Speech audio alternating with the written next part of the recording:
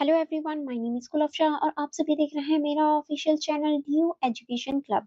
आई hope आप सभी ठीक होंगे और अपनी-अपनी स्टडी बहुत अच्छे से कर रहे होंगे। जैसे कि आप सभी देख सकते हैं, आज की जो मेरी वीडियो होने वाली है, ये बीए प्रोग्राम 3rd सेमेस्टर की होने वाली है। अगर आप 3rd सेमेस्टर के स्टूडेंट हैं, तो ये वीडियो आप लोगों के लिए बहुत ज़्यादा इम्पोर्टेंट है, क्योंकि आज की इस वीडियो में हम लोग आपकी जो हिस्ट्री है, उसे कवर करने वाले हैं। एंड देखिए, ये जो आपकी हिस्ट्री है, इसका नाम है हिस्ट्री ऑफ इंडिया 1200 से 1550, यानी भारत का इतिहास 1200 से 1550 होने वाली है ये हमारी हिस्ट्री। एंड देखिए, इसमें एक और इम्पोर्टेंट चीज़ है। क्या है वो इम्पोर्टेंट चीज़? क्योंकि हम लोग इस बुक के जितने भी इम्पोर्टेंट क्वेश्चन विद आंसर होने वाले हैं, उन सभी को हम लोग डिस्कस करने वाले हैं। यानी जितने भी आपके क्वेश्चन विद आंसर होंगे, हम उन्हें कवर कर लेंगे। जैसे कि आप यहाँ देख सकते हैं, ये हमारे क्वेश्चन विद आंसर की वीडियो होने वाली है, जिसमें हम सारे ही बुक के important question with answer cover करेंगे। अगर आपने बुक पढ़ ली है तो वेल एंड गुड, अगर आपने बुक नहीं भी पढ़ी है तो भी कोई बात नहीं। क्यों? क्योंकि आप इस पूरी ही ये इम्पोर्टेंट क्वेश्चन विद आंसर की सीरीज से अपनी पूरी बुक को कवर कर लेंगे, ठीक है? तो हम लोग एक तरह से आपकी पूरी जितनी भी बुक है उसे कवर कर लेंगे, एंड आज की इस वीडियो के माध्यम से आप सभी चीज़ों को कवर कर पाएँगे, ठीक है? एंड अगर आपने अभी तक मेरे यूट्यूब चैनल को सब्सक्राइब नहीं किया है एंड बेल आइकन को प्रेस नहीं किया है, तो आप जल्दी से कर लीजिए। क्यों कर लीजिए? क्योंकि आज की वीडियो आपको पता ही है कितनी इम्पोर्टेंट है। एंड देखिए, अगर आप पूरी बुक को कवर नहीं भी कर पाते हैं एंड ये सारे इम्पोर्टेंट क्वेश्चन विद आंसर की जो सीरीज है, बस इन्हें ही देख लेते हैं, तो आपकी जो फुल बुक है वो कवर हो जाएगी, ठीक है? एंड मैं आपको फॉर आपकी इन्फॉर्मेशन बता दूं, आज की जो ये वीडियो है, ये हमारी पार्ट 1 होने वाली है। इससे आगे भी मैं और वीडियोस करवाऊंगी, यानी ये पार्ट हमारी 1 हो जाएगी, एंड उसके बाद में पार्ट 2 एंड और भी मोर वीडियोस आएंगी। तो उनके लिए आप मेरे यूट्यूब चैनल को सब्सक्राइब करके बेल आइकन को प्रेस कर दीजिए, ताकि जो मेरी अपकमिंग वीडियोस हों, आप उन्हें देख पाएँ एंड अपनी स्टडी को कंटिन्यू कर पाएँ, ठीक है? चलिए फिर स्टार्ट करेंगे, बिना देरी करे हम लोग अपने क्वेश्चन विद आंसर की सीरीज। जैसे कि आप देख सकते हैं, हमारा फर्स्ट ही जो क्वेश्चन बनता है, वो है हमारा दिल्ली सल्तनत के इतिहास की रचना के लिए विभिन्न प्रकार के स्रोतों का सर्वेक्षण कीजिए। यानी जो हमारी दिल्ली सल्तनत है, इसका जो इतिहास है, उसकी जो संरचना करते हैं, उसके इतिहास की जो पता करते हैं, उसके विभिन्न जो एक तरह से स्रोत हैं, क्योंकि हम कोई भी चीज़ या हमारा जो इतिहास है, हम उसको हमेशा स्रोतों के आधार पर ही सर्वेक्षण करते हैं, तो उन स्रोतों के बारे में ही आपको बताने हैं, ठीक है? तो हम पहले देखेंगे प्रस्तावना, क्योंकि हमें कभी भी आंसर लिखने से पहले प्रस्तावना या फिर इंट्रोडक्शन देना होता है, ठीक है? तो इंट्रोडक्शन में, या ये कहूँ प्रस्तावना में, आप लिखेंगे दिल्ली सल्तनत, जो कि हमारी 1206 से 1526 ईस्वी तक रही थी, भारत के मध्यकालीन इतिहास का महत्वपूर्ण काल है। क्यों ये महत्वपूर्ण काल है? क्योंकि इस काल में हमने बहुत सारी चीजें देखी थी। इस काल के इतिहास अनेक लिखित, अभिलेखित सिक्के, स्थापत्य तथा विदेशी यात्रियों के विवरण का ज्ञान होता है। यानी देखिए, इस काल में हम ये सारी चीजें देख सकते हैं, जिससे हमारा ये काल बहुत ज्यादा इम्पोर्टेंट हो जाता है। ये स्रोत हमें उस समय की राजनीतिक, सामाजिक, आर्थिक और सांस्कृतिक स्थिति का जो चित्र है वो प्रस्तुत करते हैं। यानी ये सारे ही जो स्रोत हैं, ये सारे स्रोत हमें बताते हैं उस टाइम की राजनीति कैसी थी, सामाजिक स्थिति कैसी थी, और जो आर्थिक स्थिति है वो कैसी थी, और हमारी संस्कृति कैसी थी। अब किस तरह से कौन-कौन से ऐसे स्रोत हैं जिनके बारे में हम देखेंगे, तो पहला हम देखेंगे साहित्यिक। साहित्यिक में क्या देखेंगे? फारसी। फारसी में जो हमारे फारसी के स्रोत हमें मिले हैं, तो सल्तनत काल के फारसी भाषा राजकीय और साहित्य भाषा थी। यानी हम कह सकते हैं, सल्तनत काल में इस टाइम पे जो फारसी भाषा थी, वो एक राजकीय और साहित्य भाषा में से एक थी। दरबारी इतिहासकारों ने अनेक ग्रंथों की रचना की। अब दरबारी जो इतिहासकार थे, यानी जो दरबार में रहते थे, उन्होंने बहुत सारी जो रचनाएं हैं वो भी की थी।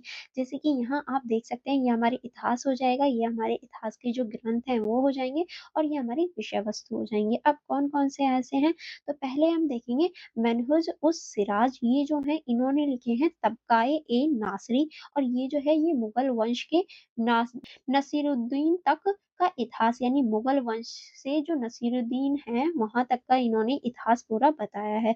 उसके बाद में जिलाउद्दीन बरनी आ जाते हैं, जिन्होंने तारीख ए फिरोज शाही, फतवा ए जहादरी जो है वो इन्होंने लिखी है। अगर हम इनके टाइम पीरियड की बात करें, यानी विषय वस्तु किस बारे में लिखी गई है, तो ये जो है खिलजी तुगलक काल व शासन बताती है, यानी खिलजी तुगलक जो शासन काल था वो बताती है और जो शासन नीतियाँ थी उनके बारे में बताती हैं।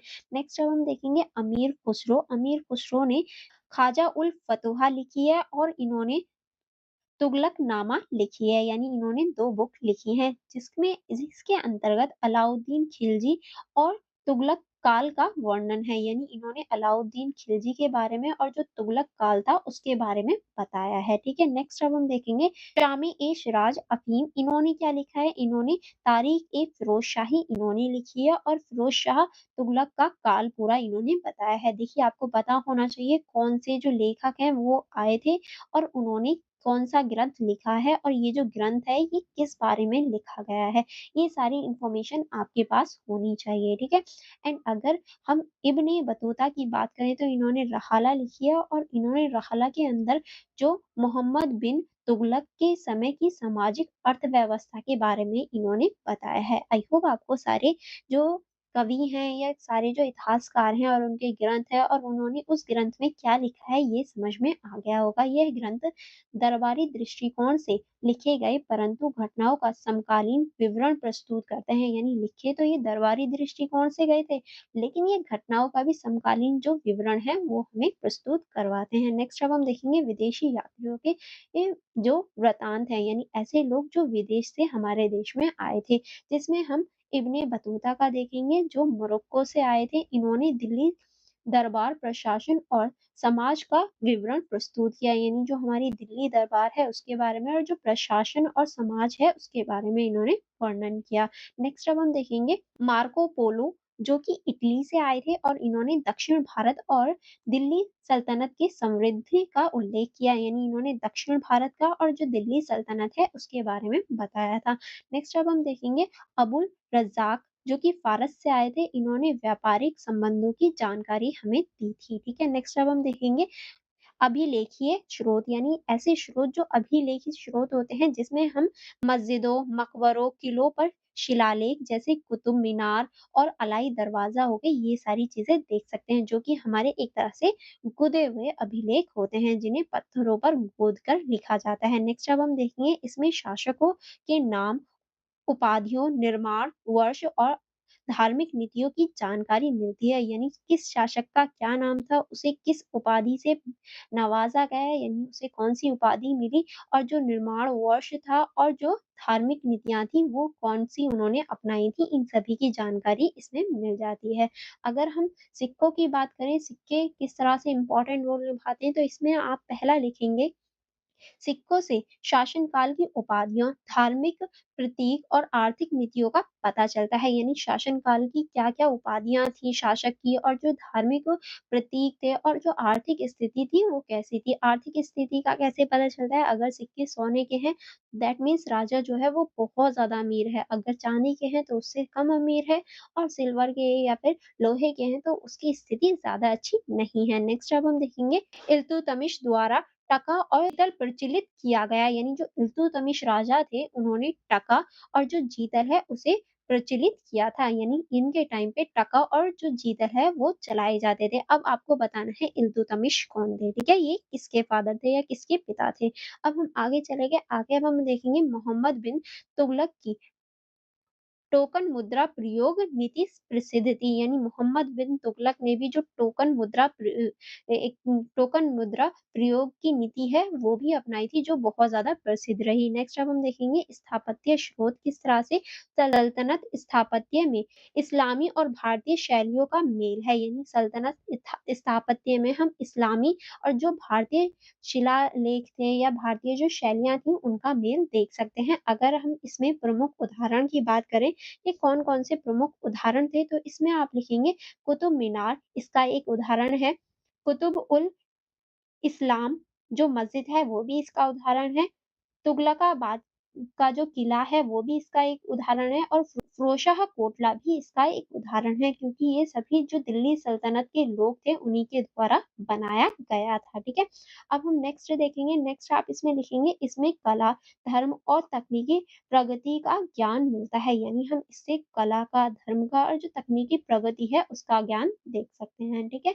चलिए आगे बढ़ेंगे, आगे अब हम देखेंगे स्थानीय एवं लोक स्रोत, यानी जो स्थानीय और लोक स्रोत मिले हैं वो कौन-से हैं? तो इसमें आप लिखेंगे हिंदी व संस्कृति साहित्य तथा लोक गीतों के समान और संस्कृति का झलक, यानी हम यहाँ जो हिंदी और जो सांस्कृतिक साहित्य है और जो लोकगीत हैं उनकी झलक देख सकते हैं। जैसे कि अगर हम बात करें अमीर खुसरो की हिंदी रचनाएँ, संत कवियों के पद, यानी जो अमीर खुसरो हैं उनकी जो हिंदी रचनाएँ हैं और जो संत कवि हैं उनकी जो पद हैं वो एक समान देखने को मिलते हैं या फिर सिमिलरिटी देखने को मिल जाती है। अब हम देखेंगे इस क्वेश्चन का निष्कर्ष, निष्कर्ष में आप लिखेंगे दिल्ली सल्तनत के इतिहास की रचना में फारसी ग्रंथ, यात्रियों के वृतांत, अभिलेख, सिक्के, स्थापत्य और लोक परंपराएँ प्रमुख स्रोत थी, यानी हम इसमें जो फारसी ग्रंथ हैं, यात्रियों के वृतांत हैं, जो यात्रियों द्वारा लिखे गए थे, अभिलेख हैं और जो सिक्के हैं और जो स्थापत्य हैं, लोक परंपराएँ हैं,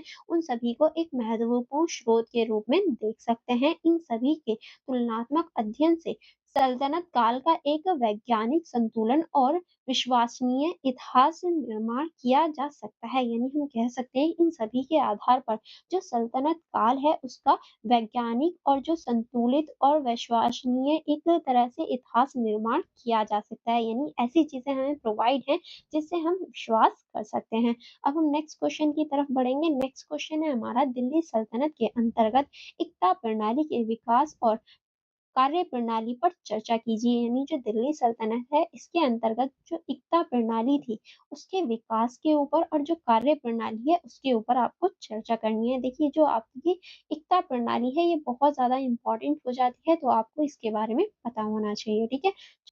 चलिए फिर स्टार्ट करते हैं प्रस्तावना से। प्रस्तावना में आप क्या लिखेंगे? प्रस्तावना में आप लिखेंगे दिल्ली सल्तनत की प्रशासनिक व्यवस्था का सबसे प्रमुख अंग इक्ता प्रणाली थी। यानी जो सबसे इम्पोर्टेंट अंग था वो हमारी इक्ता प्रणाली थी क्योंकि इक्ता प्रणाली बहुत महत्वपूर्ण मानी जाती थी। यह प्रणाली शासन वर्ग की भूमिका से जुड़ने और सेना का निर्वहन हेतु राजस्व प्राप्त करने का साधन थी। यानी ये एक तरह से राजस्व प्राप्त करने की प्रक्रिया थी जिसे हम इक्ता प्रणाली बोलते थे, यानी कर लेने की प्रक्रिया जिसका आधार तुर्कों की परंपरागत व्यवस्था पर था जिससे भारत में सुल्तानों ने भारतीय परिस्थितियों के अनुसार ढाल दिया, यानी इसका आधार जो था वो तुर्कों की जो परंपरागत व्यवस्था थी वो था, लेकिन इसे भारत में सुल्तानों ने क्या किया, भारत की जो स्थितियां थी उनके अनुसार ढालकर एक तरह से इक्ता प्रणाली को यहाँ चलाया था। अब हम देखेंगे इक्ता प्रणाली का विकास कैसे हुआ, यानी हमारे भारत में जो इक्ता प्रणाली है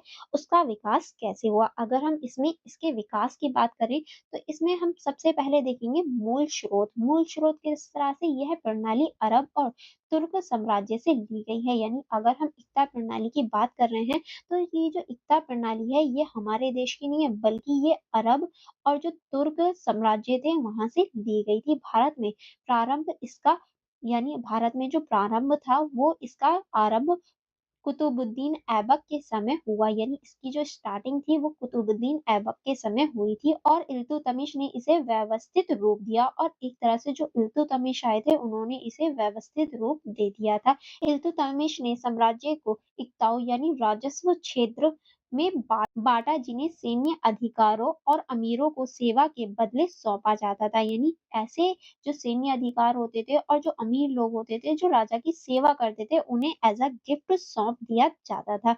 नेक्स्ट अब हम देखेंगे अलाउद्दीन खिलजी और मोहम्मद बिन तुगलक ने इस प्रणाली को और अधिक नियंत्रण में ला दिया, यानी अब जो अलाउद्दीन खिलजी और मोहम्मद बिन तुगलक आए थे उन्होंने और ज्यादा इसे नियंत्रित कर दिया इस प्रणाली को। नेक्स्ट अब हम देखेंगे फिरोज शाह तुगलक के काल तक यह व्यवस्था स्थिर और प्रचलित हो गई, यानी ये व्यवस्था एक तरह से स्थिर हो गई और वह बहुत ज्यादा अब प्रचलित भी हो गई थी। अब हम देखेंगे इक्ता प्रणाली की कार्य प्रणाली, यानी जो इक्ता प्रणाली है उसकी कार्य प्रणाली किस तरह से थी, ये किस तरह से वर्क करती थी। अगर हम इसमें देखें तो पहले हम देखेंगे पक्ष, उसके बाद में यहाँ वहाँ हम विवरण देखेंगे, ठीक है? अगर हम इक्ता क्या होता है, अगर हम इस सवाल का जवाब देखें तो इसमें आप लिखेंगे राज्य की भूमि वह भाग जिसकी आय किसी अधिकारी या सैन्य को वेतन सेवा के बदले दी जाए, यानी एक ऐसा भूमि का पार्ट जो किसी भी अधिकारी को वेतन के बदले या सेवा के बदले दे दिया जाए, वो इक्ता कहलाता था। नेक्स्ट अब हम देखेंगे इक्तेदार, वह व्यक्ति जो इक्ते का प्रबंधन करते थे, इसे इक्ते के प्राप्त आय से सैन्य और प्रशासन चलाया जाता था, यानी ऐसे व्यक्ति जो इक्ते का प्रबंधन करते थे और उससे प्राप्त जो आय होती थी और जो पैसा होता था उससे सेना को चलाया जाता था, ठीक है? नेक्स्ट अब हम देखेंगे राजस्व समग्रह किस तरह से इक्तेदार किसानों से भूमि कर वसूल करते और उसका एक हिस्सा अपने खर्च हेतु रखकर शेष केंद्र को भेज देते थे, वही हमारा राजस्व संग्रह कहलाता था, ठीक है? नेक्स्ट अब हम देखेंगे नियंत्रण व्यवस्था, इक्तेदार राजा का पूर्ण स्वामी नहीं होता था, वह केवल प्रशासन और कर संग्रह करते थे, यानी इक्तेदार जो होते थे वो सिर्फ राजस्व वसूल करने का कार्य करते थे। नेक्स्ट अब हम देखेंगे स्थानांतरण किस तरह से विद्रोह करने हेतु इक्तेदारों का स्थानांतरण नियमित रूप से किया जाता था, यानी कहीं इक्तेदार जो है वो विद्रोह ना कर दें या फिर उस जमीन पर अपना हक ना जमाने लगे, इसलिए उनका जो स्थानांतरण है यानी उनका जो ट्रांसफर है वो भी किया जाता था। अब हम आगे देखेंगे वेतन प्रणाली कि यहाँ की जो वेतन प्रणाली थी वो कैसी थी। अगर वेतन प्रणाली की बात करें तो इसमें आप लिखेंगे सैनिकों व अधिकारियों को नकद वेतन के बजाय भूमि की आय के भुगतान किया जाता था, यानी जो अधिकारी या फिर जो सेना होती थी उसे कभी भी नकद यानी पैसे या फिर ऐसे सैलरी नहीं दी जाती थी, बल्कि जो भूमि थी वो उसे दे दी जाती थी। नेक्स्ट अब हम देखेंगे इसके महत्व और जो इसका परिणाम हुआ। अगर इसके परिणामों की बात करें तो इसमें आप देखेंगे इस प्रणाली से सुल्तान को बड़ी स्थानीय सेना रखने की आवश्यकता ही नहीं हुई, क्योंकि इक्तेदार ही उसकी भूमिका निभा लेते थे। नेक्स्ट अब हम देखेंगे प्रशासनिक नियंत्रण पूरे साम्राज्य में स्थापित था, यानी जो प्रशासनिक नियंत्रण था वो सिर्फ राजा के पास ही नहीं बल्कि पूरे साम्राज्य के पास स्थिर था या बटा हुआ था, लेकिन कोई भी विद्रोह नहीं कर पाता था क्योंकि राजा उसे ज्यादा टाइम तक उस जगह नहीं रहने देता था। नेक्स्ट अब हम देखेंगे इक्तेदारों की शक्ति बढ़ने पर कभी कभी वह विद्रोह भी कर सकते थे, यानी अगर कोई इक्तेदार है जिसकी शक्ति बढ़ जाए तो वो विद्रोह जैसी जो स्थितियां हैं वो पैदा कर देता था। नेक्स्ट अब हम देखेंगे फिर भी यह व्यवस्था दिल्ली सल्तनत की रीढ़ बन गई और कई शताब्दियों तक चली रही, यानी फिर भी हम कह सकते हैं जो दिल्ली सल्तनत है उसकी ये रीढ़ बनकर सामने आई और कई शताब्दियों तक हमारे सामने चलती रही, या हम इसे कई शताब्दियों तक देख सकते हैं, ठीक है? चलिए अब हम इस क्वेश्चन का निष्कर्ष देख लेते हैं कि आप इस क्वेश्चन के निष्कर्ष में क्या लिखेंगे। निष्कर्ष में आप लिखेंगे इक्तेदारी प्रणाली दिल्ली सल्तनत की एक व्यवस्थित राजस्व एवं सैन्य व्यवस्था थी जिसने साम्राज्य को स्थिरता और प्रशासनिक एकता प्रदान की, यानी ये एक ऐसी व्यवस्था थी जिसने साम्राज्य को और जो सैन्य व्यवस्था थी उसको एक स्थिरता प्रदान करने का कार्य किया था। यद्यपि इक्तेदार के बढ़ते प्रभाव से कभी कभी राजनीतिक संकट उत्पन्न हुआ, फिर भी यह प्रणाली मध्यकालीन भारतीय प्रशासन की सबसे प्रभावशाली विशेषताएं हैं, यानी देखो कभी कभी ऐसा भी हुआ था कि जो इक्तेदारी प्रणाली है उसकी वजह से संकट भी आए थे, क्योंकि जो भी इक्तेदार ज्यादा मजबूत हो जाता था, ज्यादा शक्ति हो जाती थी, तो उसे लगता था कि अब मैं राजा के अधीन क्यों ही रहूं, अब मैं स्वतंत्र ही क्यों ना हो जाऊं। तो ऐसी प्रॉब्लम्स भी हम देख सकते हैं, बट इसके बावजूद भी मध्यकालीन भारत है उसमें इक्तेदारी जो प्रणाली है वो महत्वपूर्ण रोल जो है वो निभाती हुई हमें दिखाई देती है। आई होप आपको यहाँ तक क्वेश्चन अच्छे से समझ में आए होंगे। इससे आगे के जो क्वेश्चंस हैं वो हम लोग सेकंड वीडियो में कवर करेंगे, ठीक है? अगर आपने अभी तक मेरे यूट्यूब चैनल को सब्सक्राइब नहीं किया है तो आप जल्दी से कर लीजिए, ताकि जो मेरे अपकमिंग क्वेश्चंस हो आप उन्हें देख पाएँ एंड अपनी जो स्टडी है उसे कंटिन्यू कर पाएँ। And for more connectivity, for more videos आप मेरे यूट्यूब चैनल को सब्सक्राइब कर लीजिए एंड बेल आइकन को प्रेस कर लीजिए, ताकि आप जो अपकमिंग वीडियोस हैं उन्हें देख पाएँ एंड आप मेरा टेलीग्राम ग्रुप जॉइन कर सकते हैं, जहाँ आपको किस सब्जेक्ट की वीडियोस चाहिए वो आप मुझे पर्टिकुलर बता सकते हैं एंड अपनी क्वेरीज को भी रिज़ॉल्व कर सकते हैं, क्वेरीज को भी पूछ सकते हैं एंड आप मेरा टेलीग्राम चैनल जॉइन कर सकते हैं। टेलीग्राम चैनल में आपको हर सब्जेक्ट के नोट्स प्रोवाइड करवा दिए जाएँगे, तो आप मेरा टेलीग्राम चैनल जॉइन कर सकते हैं। अदरवाइज़ मेरे यूट्यूब चैनल की मेंबरशिप भी जॉइन कर सकते हैं उन नोट्स के लिए। एंड आप मेरी इंस्टाग्राम आईडी को भी चेकआउट कर सकते हैं for more information, for more videos. And in सभी का जो लिंक है वो आपको डिस्क्रिप्शन बॉक्स में भी मिल जाएगा, तो आप वहाँ से भी इन्हें चेकआउट कर सकते हैं। एंड अगर कोई डाउट या कोई प्रॉब्लम रहती है तो आप मुझसे पूछना मत भूलिएगा। अदरवाइज़ वीडियो को लाइक करना एंड अपने फ्रेंड्स के साथ भी शेयर करना, ताकि वो लोग भी अपनी अच्छे से स्टडी कर पाएँ एंड एग्ज़ाम में अच्छे नंबर गेन कर पाएँ। चलिए फिर मिलेंगे नेक्स्ट वीडियो में। Thank you for watching everyone.